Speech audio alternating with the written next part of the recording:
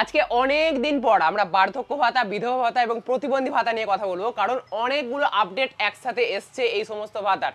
বার্ধক্য ভাতা, বিধবা ভাতা, প্রতিবন্ধী ভাতা নতুনদের কবে থেকে টাকা দেওয়া হবে এবং কাদের টাকা দেওয়া হবে এটা নিয়ে যেমন আপডেট এসছে, ঠিক সেরকম ভাবে যারা টাকা অলরেডি পাচ্ছে তাদের ১,৫০০ টাকা করে কবে ঢুকবে, আর ২,০০০ টাকা করে যেরকম বলা হয়েছিল ভোটের আগে যে ২,০০০ টাকা করে দেওয়া হবে, সেটা কবে থেকে দেওয়া হবে, সমস্ত কিছু আজকের এই ভিডিওতে আপনাদের ডিটেলসে বলবো।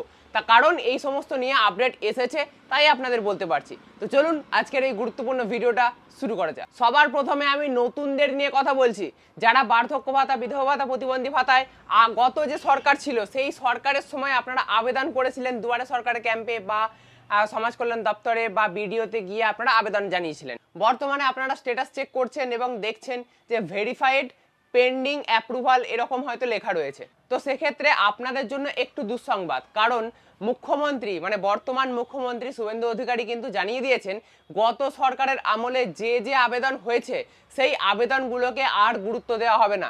এই সরকার মানে বর্তমান সরকারের অধীনে যে সমস্ত আবেদন হয়েছে, মানে আমরা অন্নপূর্ণা ভান্ডারের সময় দেখেছি জনকল্যাণ শিবির হয়েছিল, তো সেই জনকল্যাণ শিবিরে যদি আপনারা ফর্ম ফিল আপ করে জমা দিয়ে থাকেন তাহলে আপনাদের আবেদনগুলো আগে দেখা হবে এবং আপনাদের আবেদনের নিরিখে আগে আপনাদের পেমেন্ট করা হবে।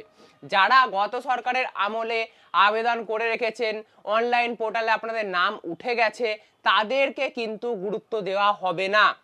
যারা এই সরকারের আমলে জনকল্যাণ শিবিরে আবেদন করেছেন তাদেরকেই গুরুত্ব দেওয়া হবে এবং তাদেরকেই টাকা দেওয়া হবে। এবারে নিশ্চয়ই এখন আপনাদের একটা কথা মনে হচ্ছে যে জনকল্যাণ শিবির তো ওই কয়েকদিনের জন্য হয়েছিল, তখন তো আমরা ফর্ম ফিল আপ করে জমা দিইনি, কারণ আমাদের নাম অনলাইনে পোর্টালে ছিল তাই জমা দিইনি।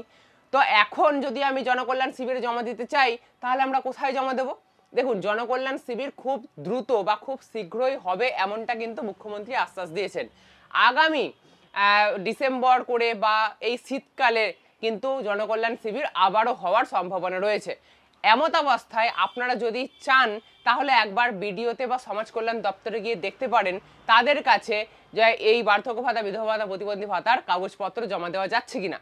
যদি যায়, একদম শিওর নয় যে যাচ্ছে না যাচ্ছে না, কারণ তারা আপনাদের কাগজপত্র জমা নিতে অস্বীকারও করতে পারে, বলতে পারে এখন আমাদের কাছে কাজ হচ্ছে না, যখন হবে তখন আপনারা জমা দেবেন।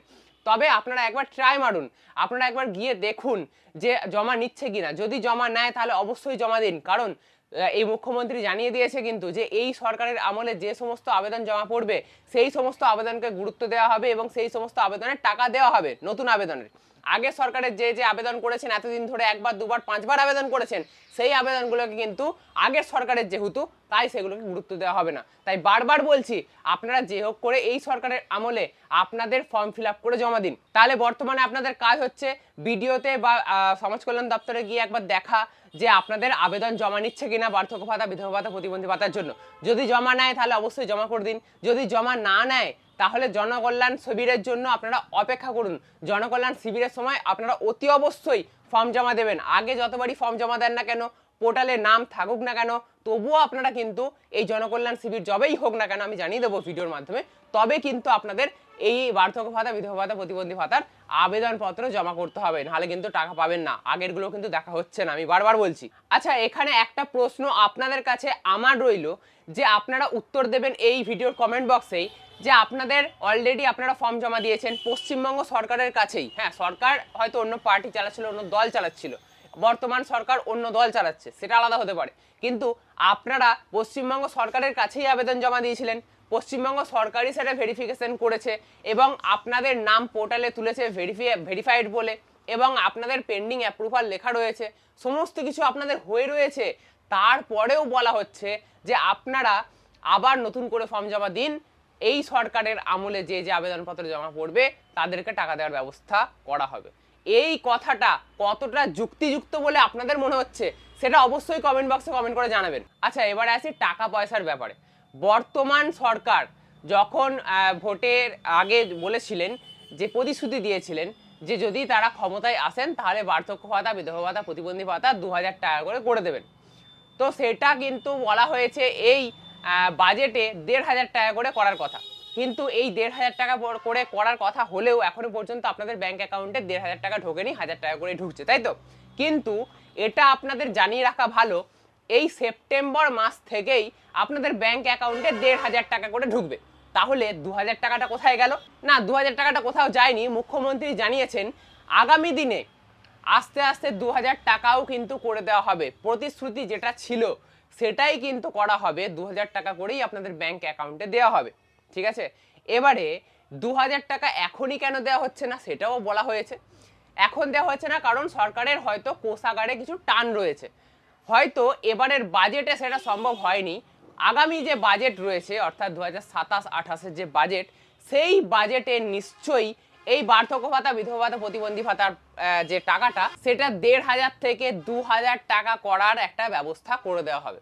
ঠিক আছে, তো সেই জন্য আপনারা আপাতত 1,500 টাকা করেই পাবেন।